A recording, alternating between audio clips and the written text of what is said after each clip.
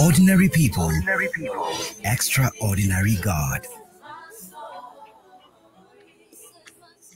Awesome. This is a great story, and it's a story based on awareness. And I want to welcome our guest, is a Daktari.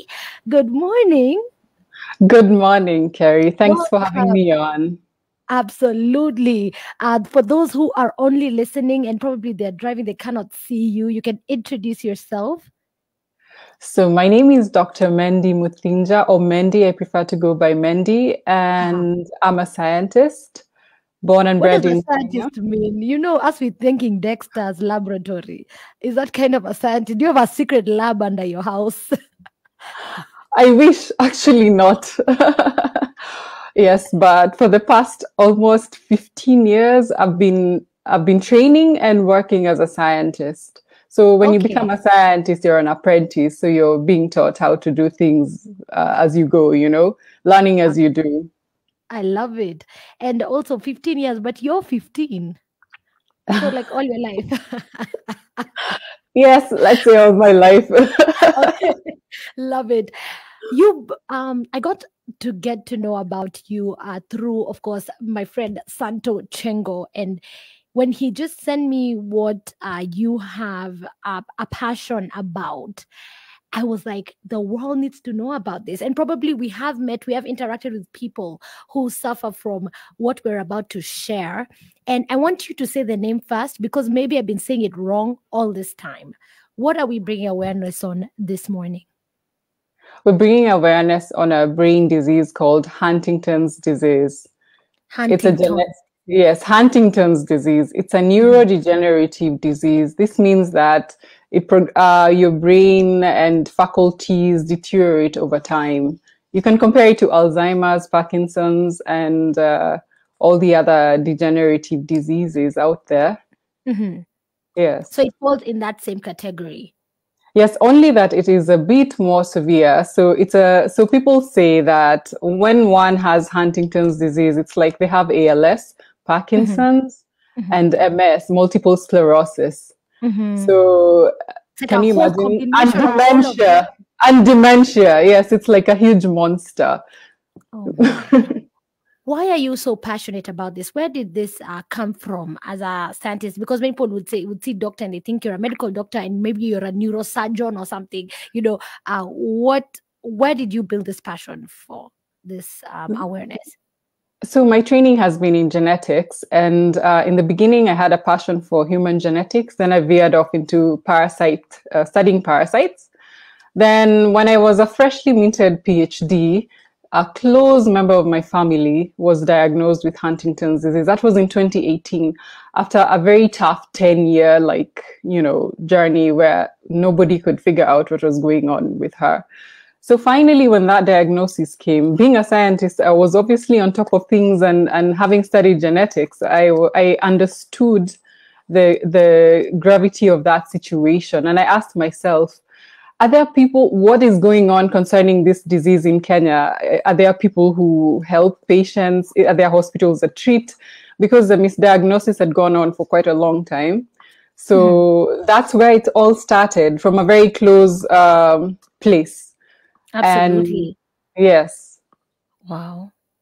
Thinking about this misdiagnosis of all the diseases that you've also mentioned, like ALS, dementia, this happens for a very long period of time. And we have an episode on Health Check. You can check it out on YouTube. That's on Hope TV. And we were talking about dementia and Alzheimer's and all this. It's very easy to misdiagnose.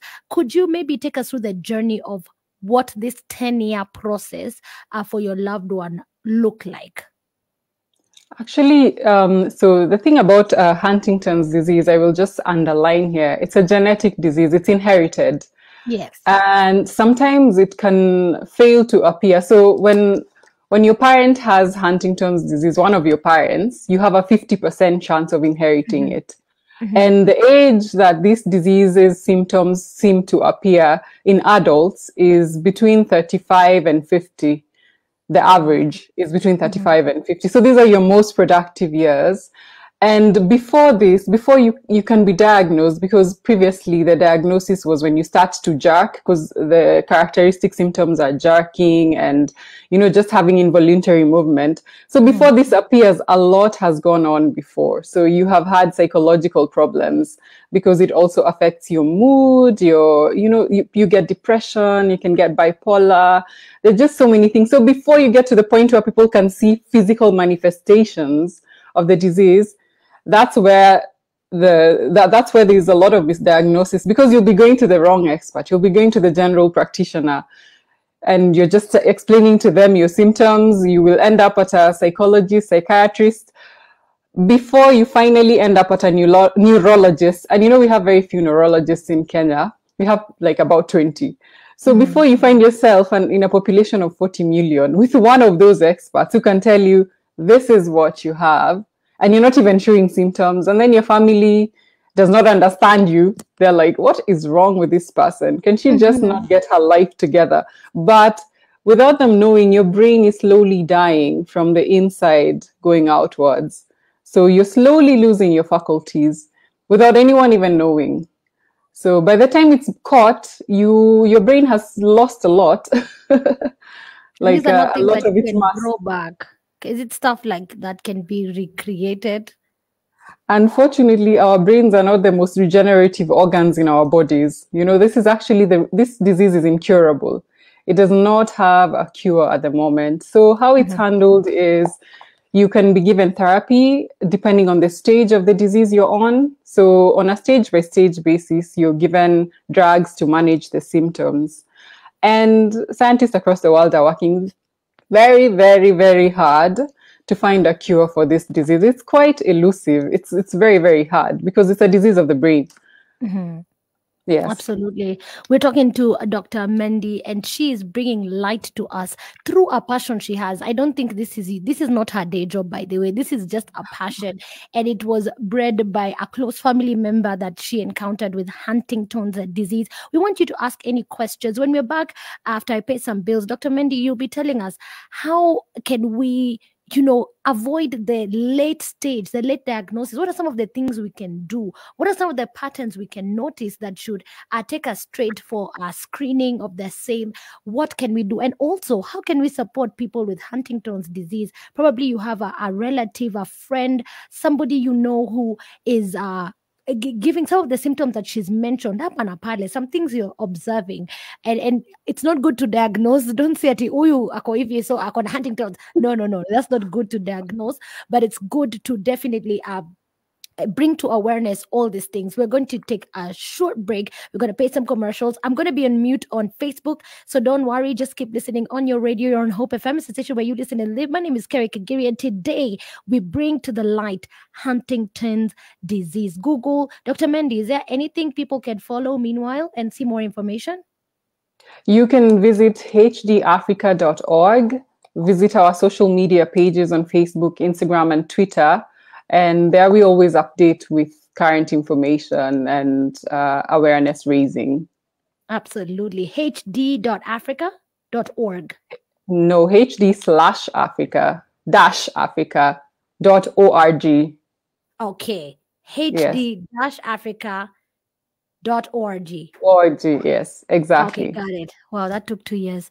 It's okay, guys. I'm not this slow. I'll see you shortly.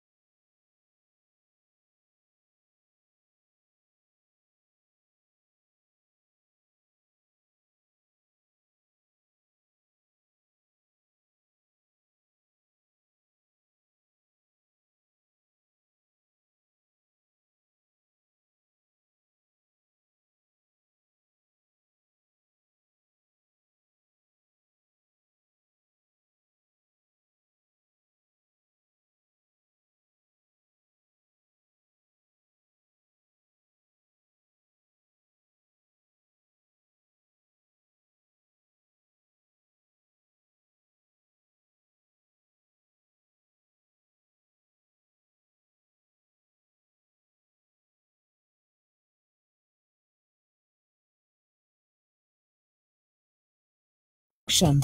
Listen and leave. Hope FM. Another quality service from Christ is the Answer Ministries. Listen and live. Of course. Thank you so much. I've been just paying some bills over there and just letting you know about the great programming right here on Hope FM. We're going to go on a music break after we get more information, because it's important for us to get all the time we can with our scientist. Hey, Dr. Mandy. Kwanza, hey, she's beautiful. She's a scientist. I feel like I'm making it in life. Like, I'm glad I have this job right now. Good morning to you, and thank you for joining us. Dr. Mandy, karibu sana. Thank you so much, Gary. Thank you for having me. If you're watching us on Facebook, on Twitter, on Instagram, what questions do you have? One is saying, hey, we know Dr. Mandy, amazing, brilliant scientist, and Huntington's disease champion. That's Hope from Nairobi. Thank you for messaging in. That's on our text line 20933 on WhatsApp. We continue to speak and to learn about Huntington's disease. And if you just joined us, Dr. Mandy, could you give some of the symptoms, some of the signs, some of the things that people with Huntington's disease go through, probably, just as an introduction for someone who just joined us? Okay, as an introduction, and this can happen to any other disease, so don't diagnose someone. Needs an expert.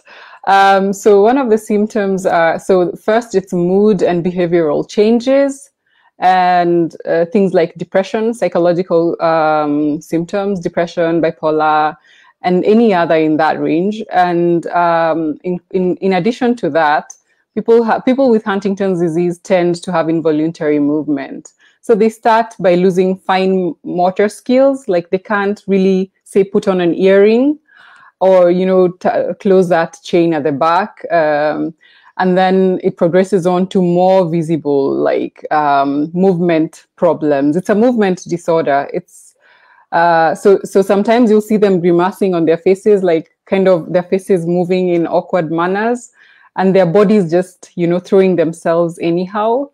Those are the telltale signs. And then a funny walk. So this is a disturbed gait. They're not walking normally anymore. Abnormal gait. Yes. What are do they have the cognitive skills, like in as much as is that involuntary movement and all that? If I'm speaking about this person and I'm in a room, for example, they can hear me, right? Yes, actually, that's the thing. That's what we need to do to eliminate stigma and for people not to infantilize people who are suffering from Huntington's disease, not to treat them like children, because this is a very, it's very problematic, because you have a grown person. Just because they're unwell does not mean they are so sick that they cannot manage themselves. Of course, it also depends on the stage. In the beginning, and also the symptoms present themselves differently in different people. So in the beginning, your faculties are in check, like you're still able to reason, make decisions and all that. But as time goes by, because it's a 15 to 20 year disease, so in the first half, you're still maybe able to live independently and manage your own affairs. But then after that, the second half is really, you need someone to take care of you. You need a lot of caregiving and accompaniment when you go to places, because you can get lost. They have dementia, they're not able to remember things. But this is not a blanket. You can't have like a blanket description of the symptoms, because it's genetic.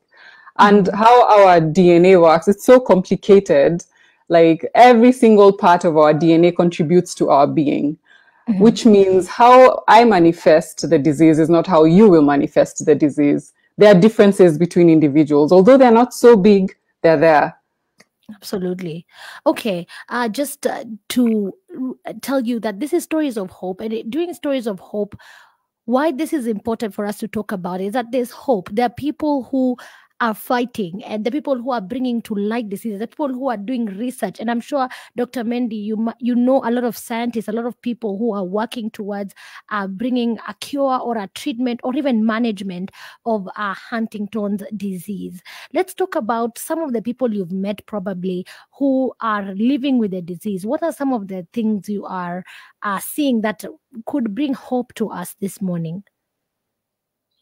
Actually, it's so the thing that brings hope is seeing how, so when you live life and you don't know that your days are numbered. That's how we live. We don't realize that our days are numbered.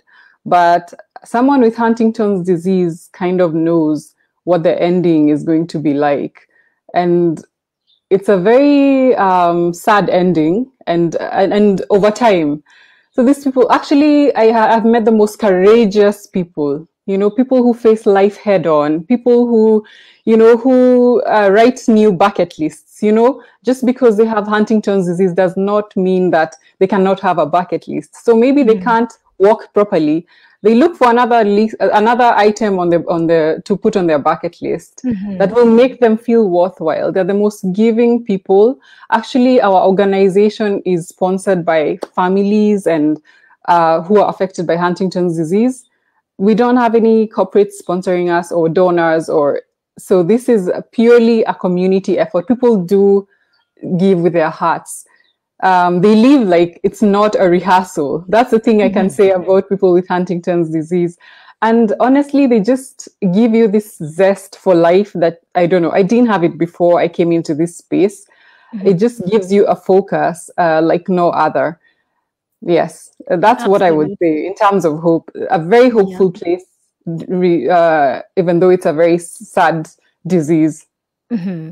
Absolutely. We want to welcome any questions you have. Probably you're hearing this for the very, very first time. And I could take you to YouTube so that you could watch a video by a lady who actually agreed to do it. What's a YouTube page? Our YouTube page is Huntington's Disease Africa. Yeah, so Huntington's Disease Africa. And as you watch this video or see this lady just speaking about her own journey with the disease and just the hope, the joy, and you have so much. I'm not saying that, we live, as Dr. Mendia said, we live sometimes like we have eternity to be here on earth, yet we don't understand, like, there's so much more we can do with our lives, there's so much more we can give, there's so much more we can be. And I think it's an encouragement, from not the happiest places. And we've talked about Huntington's disease being a genetic disease. Is there any way through genetics we can find out if we are predisposed, because maybe it hasn't manifested in our families, Dr.? Yes. But before you do a genetic, so you can go and get tested, but before you do that, you look for a family history. Like, you have to look and see whether there was an uncle or great-great-grand someone who was described to have symptoms that kind of coincide with Huntington's disease. So before a doctor actually recommends that you go to do a genetic test, they look at your family history, and the inheritance is quite clear. Like, when you start listing relatives who have those symptoms, then it will be possible to tell the pattern that is a Huntington's inheritance pattern, genetic inheritance pattern. So then you will be recommended for a test. It's not that you just immediately go and get tested. No. First, look at your family history. Two, if you're showing symptoms, go also see a neurologist. Neurologists are the ones who diagnose Huntington's disease. And hopefully, with raising awareness and a lot of education, our partners all over the world are doing a lot of educational programs for doctors. More general practitioners will be able to diagnose Huntington's disease. Wow, that's amazing in the future of medicine. Daktari, just because you're a daktari, before we go on a music break, watu hawaendi kuchukua vaccine?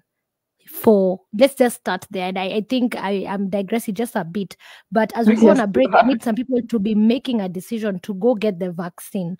Could you just educate Kenyans? We Kenyans, I had my first jab last week. It was ouch, but they don't understand what a vaccine is for and why this could actually help curb coronavirus.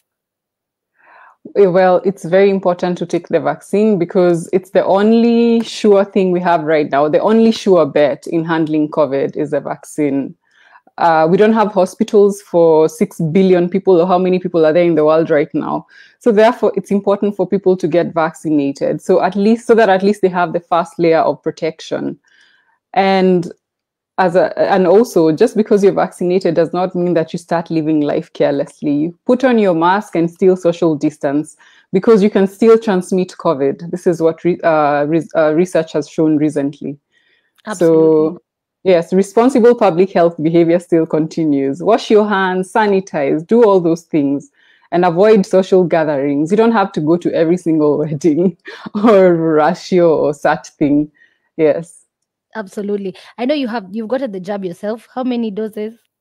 2 doses. 2 doses. So you're set, and we are still doing this over StreamYard. I'm not yet set. No one is set No until one the is whole world is protected. Yes, because we can all Absolutely. transmit, we can get sick. Absolutely. I like that emphasis. We are talking about Huntington's disease. That's Huntington's disease. It's something that we really don't know much about. And maybe you're hearing this one for the very, very first time. I want to welcome you to visit HD africa.org. Thank you, Zippy Itao, who posted it. I'm reading from Zippy's post. This is on Facebook. Mary Chacha Brook, thank you for letting me know you're listening in Kitsuru. Dennis Mbuthi, just say, good to see the great work you're doing to greatness and beyond. May God continue guiding you in the scientific endeavors, helping people cope with Huntington's disease. And that's what we need to do. Hey, that's a NIRET alumni. Hey, you were in NIRET. Yes, I was. My What? beginnings were in JKU Art. That's where my. I was mentored. I Yes. only know NIRET because my sister was also in JQuad, but she's like 2 years old and you're 15. So I'm Joanny Oh for my sure. goodness. This is Stories of Hope. When we come back, I'll be coming with all your questions, all your comments to Dr. Mendy. She'll also be just telling us a little bit more about her relative. We would like to get just a little bit deeper into that, into how they cope, all that. If you'll open that up to us so that we can understand more on a personal perspective. But Dr. Mendy, this song goes to you. I know you know it. Listen. Show is hot out here. No.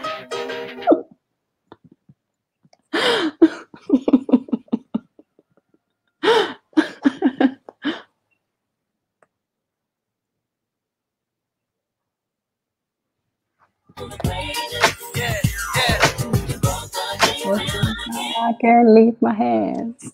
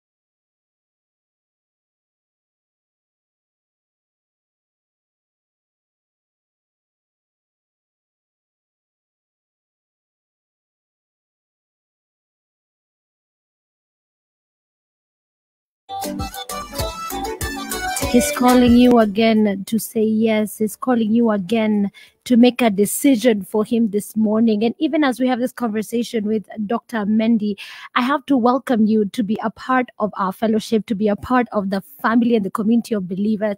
And of course, Dr. Mendy, even though she's a scientist, and she'll tell us how, as a scientist, bado ameshikilia the faith, in a foreign country, but they only watu international. Najua mnamuona tu hapo, but international scientist. Anyway, Dr. Mendy, there's some people who are listening to us and they still have not surrendered their life to Christ. And I think even as we continue this conversation, being on Hope FM, we always take this opportunity. We always have some time. And as Kambua has said in that song called Joe, to ask you to make a decision and have the hope of all glory, have hope for your own life, have hope beyond any circumstance. And at this moment, I want to ask you who's listening to our voice, who's listening to Dr. Mendy and I, to actually make a decision for Jesus. Dr. Mendy, you have a testimony. Si umeokoka? Yes, nimeokoka. You love Jesus. Yes, I love the Lord. Jesus is Lord. Easy, even after your wide exposure to life, to genetics, to creation, has that brought you closer to God? Yes. Personally, how I see it is that it's not so science and God are not two competing things. So for me, the more I see, the more I marvel at how God is. Like when I was an imaging scientist, when I used to see those little malaria parasites moving, I would be just so amazed. It's just incredibly amazing. It's such a sight to behold. So for me, it just strengthens my faith, really. It just makes me realize, who my maker is. Absolutely. And he makes from those tiny parasites. And I think from heaven, he sees us as two tiny parasites. That we're like, we're so significant. We're so awesome. May God forgive us. I can't imagine his view from heaven. But because he's so concerned about us, he's interested about us individually. And this morning, if you just believe in your heart and you confess with your mouth that Jesus is Lord, you will be saved. I don't even have to take you through any prayer or anything. It's up to you. And this is a faith decision. It's not a proof that God is there. Send me proof. It is by faith we are saved. It's by grace we are saved through faith, a gift of God, so that no one can boast. We are God's workmanship created in Christ Jesus to do good works like what Dr. Mendy is doing, which God prepared for her in advance to do. And it's so beautiful. And as long as you're not with God, you can't be doing those good works that God prepared you to do. So believe in your heart, confess with your mouth, and text me on 20933. We'll call you back and talk to you about the faith. You can WhatsApp on 0717 400 555. Karibu sana. This is Hope FM, where you listen and live. It's 14 minutes to 9 a.m. I'm hanging out with Dr. Mendy, and are you the founder of the organization? Yes. So when I found that there was nothing, I immediately founded something with the help of the support of friends, family. I founded the organization so that our patients in Africa have somewhere to go. They have somewhere to like dock in and get information and the help that they need. We still have a lot of work cut out for us, but at least we started. Absolutely. And if you're just joining us and you're wondering what organization is this, it's Huntington's Disease Africa. Yes, absolutely. Exactly. And this is for the entire scope of Africa. Do you have any people in other nations that are partnering with you? Maybe I'm just really curious. Yes, we have neurologists who are very willing and open and passionate, very young neurologists who are working with us. And we have patients reaching out to us every other day, like from different countries in Africa, because they're looking for help. They're looking for, solutions, support, because it also is enough to know that you're not the only one. To have someone tell you, I understand you, I hear you, and this is what has helped for my family. Maybe it could help for yours. So just to have somewhere where people can plug in and have a community of sorts. Absolutely. And just because you're not infected, you might be affected through your neighbors, your friends, your church community. Just an overview as shared by Dr. Mendy is, it starts in a person between their 30s and their 40s, around that time, 35, and it's actually an inherited condition, which the nerve cells in the brain, they break down over time. So they degenerate over time, and it's progressive degeneration.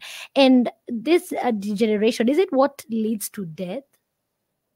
Yes, because your brain runs your body. It's like your engine. So when it dies and you're no longer, there are many things you do without thinking, breathing, there's so many things that you don't think about when you do. So when these are no longer able to happen, then you can't walk, you can't breathe, you can't swallow. There's so many, all your, just think about your normal things that you don't think about. Like when you're doing them, breathing, walking, controlling yourself, it becomes such a task for your body because the brain is not coordinating all that. Your brain coordinates everything. When all the neurons die off, then this is no longer possible. And Kerry, just to highlight, Huntington's disease also affects children. Children who are born to people who carry the gene of Huntington, the Huntington's disease gene. Usually get there's something called juvenile Huntington's disease, and it's classified as it's a little different from adult Huntington's disease for people under 20, and it presents very differently. Symptoms are like Parkinson's disease, kind of. Yes. Wow. We're bringing awareness about Huntington's disease, and you have encountered a relative. Could you just tell us a little bit more about that experience? Yes. So actually, the biggest challenge is usually to get your whole family on board because, when you're diagnosed with like a genetic disease, this is like a sentence to the whole entire lineage. So therefore, a lot of people are in denial, and depending on the acceptance level of people, the person affected gets the care that they need.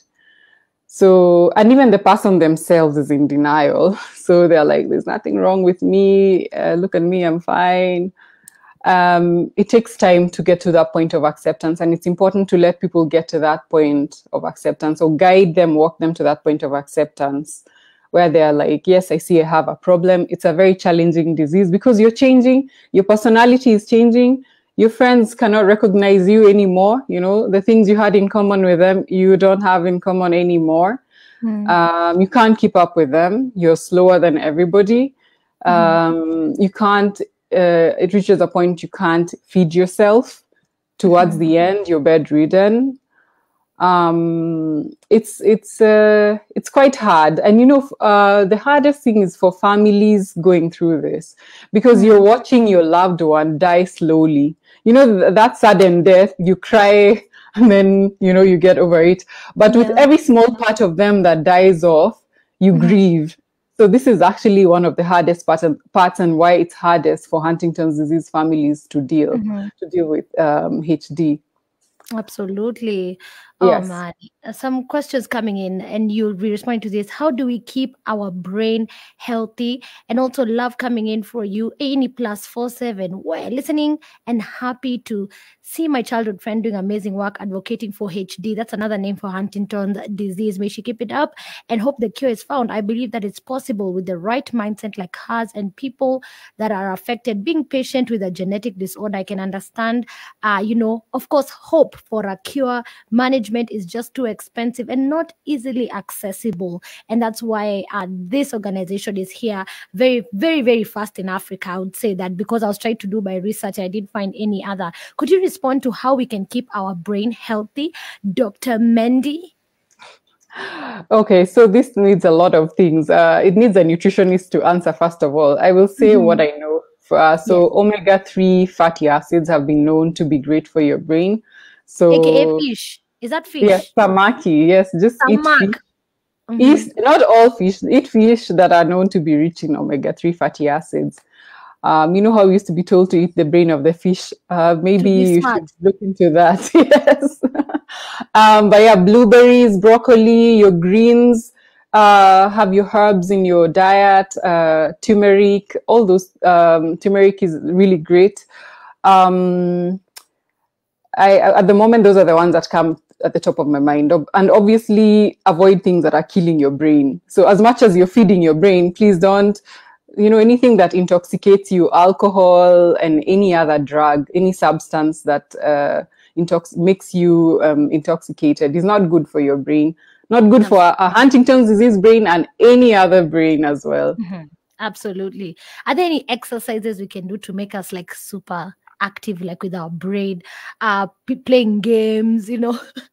Yes. Puzzles are great.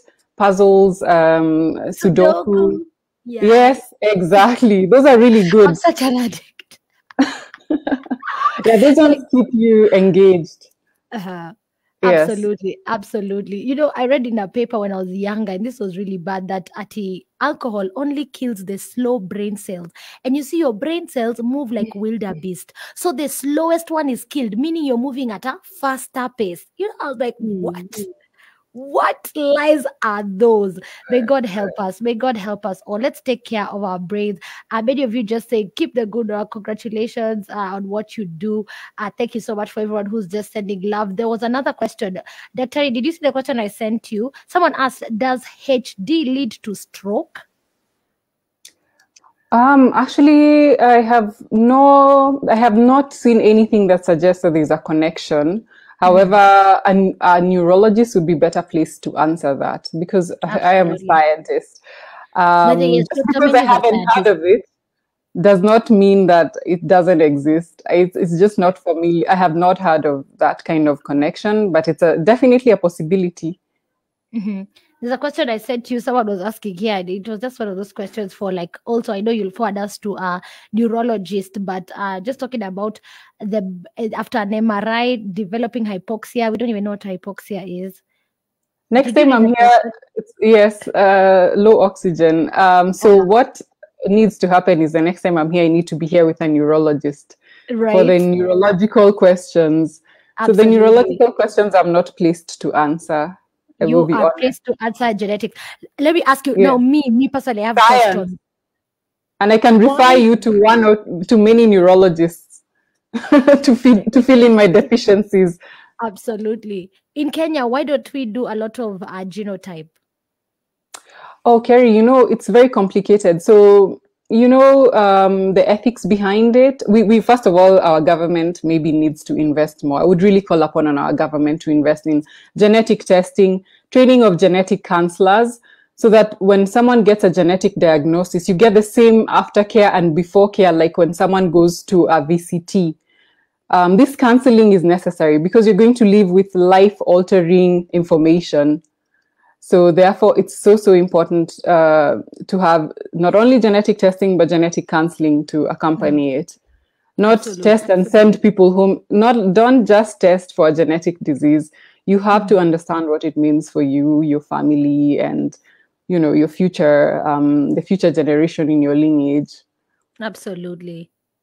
I love it. Yes, Dr. Mendy, Tutume salamu. You on Kenyan radio, you have to send salams to people who are tuned in.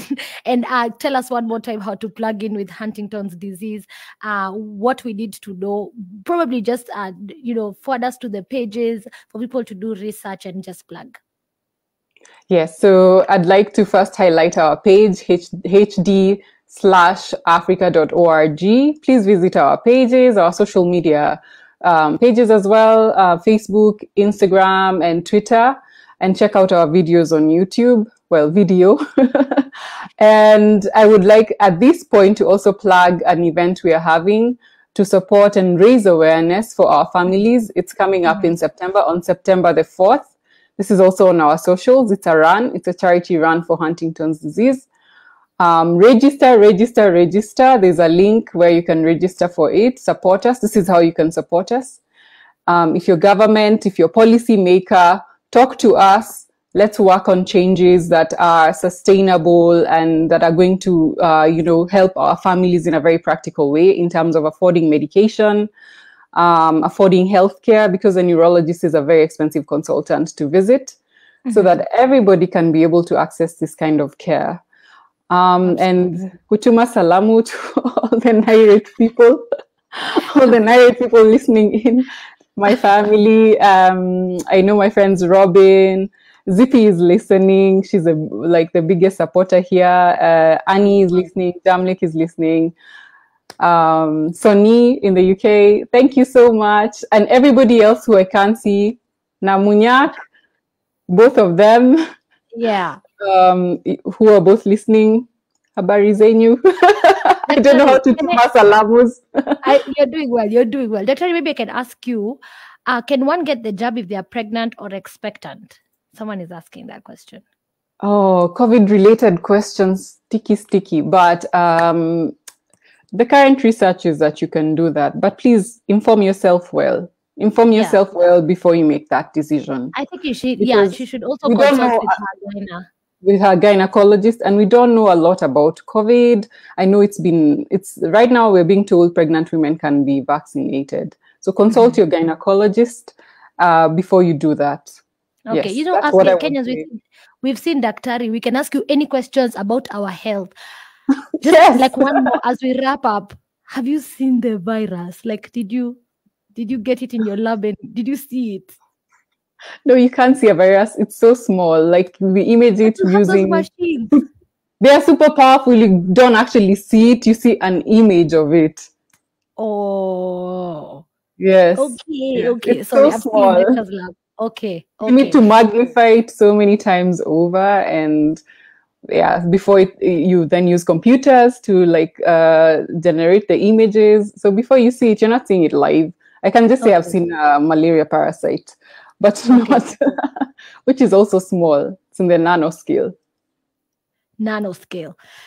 Thank you so much, and keep doing what you're doing. I'm glad that you came on this platform, Hope FM, where you listen and live. There is hope for people with Huntington's disease because there's a community. There are people God has put together, and you can continue to do this.